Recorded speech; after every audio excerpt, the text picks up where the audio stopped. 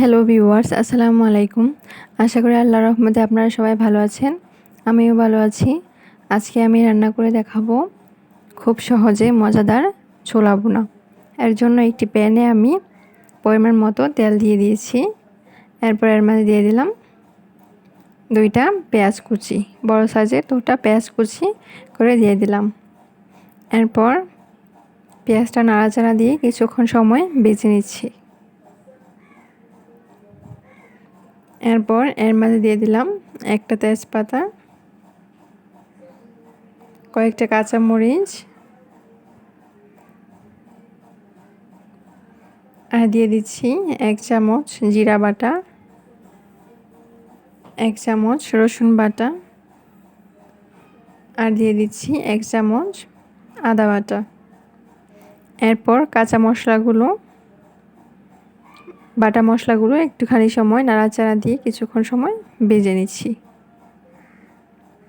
ভেজে নেওয়ার পর এর মাঝে দিয়ে দিচ্ছি 1 চামচ লবণ, 1 চামচ মরিচের গুঁড়া আর দিয়ে দিচ্ছি আধা চামচ হলুদের গুঁড়া।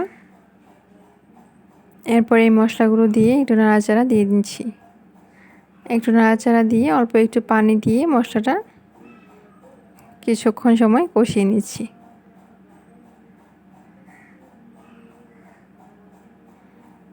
মশলাটা কষানো হয়ে গেলে এখন এর মাঝে দিয়ে দিচ্ছি ছোলা।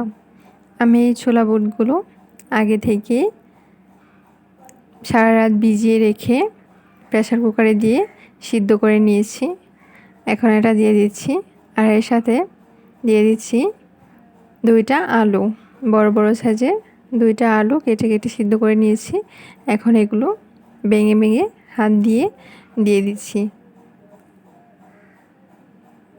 এগুলো দেওয়ার পর মশলার সাথে ভালো করে নাড়াচাড়া দিয়ে মিশিয়ে কিছুক্ষণ সময় কষিয়ে নেব। যেহেতু আগে থেকেই সিদ্ধ আছে, তাই কেউ চাইলে কিছুক্ষণ নাড়াচাড়া দিয়ে এইভাবে শুকনো করে খেয়ে নিতে পারেন। কিন্তু আমি যেহেতু একটু মাখো মাখো করতে যাচ্ছি, তাই এটা কিছুক্ষণ নাড়াচাড়া দিয়ে কষানো হয়ে গেলে আবার অল্প একটু পানি দিয়ে আবারও কিছুক্ষণ সময় জাল করে নেব।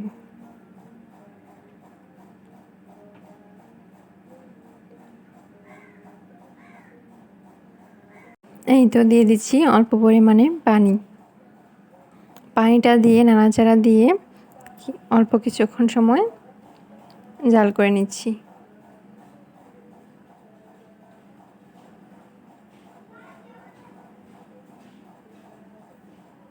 এই তো দেখতেই পাচ্ছেন কিছুক্ষণ জাল করে নেওয়ার পর অনেকটা মাখো মাখো হয়ে গেছে।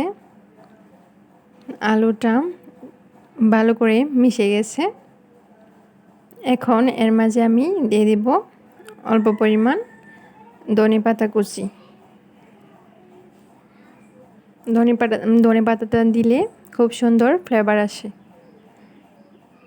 এরপর নাড়াচাড়া দিয়ে আবারও ভালো করে মিশিয়ে নামিয়ে নেব। আশা করি আমার এই ভিডিওটি আপনাদের কাছে ভালো লেগেছে।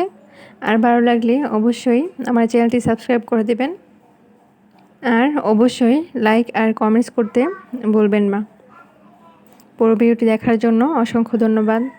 আল্লাহ হাফেজ।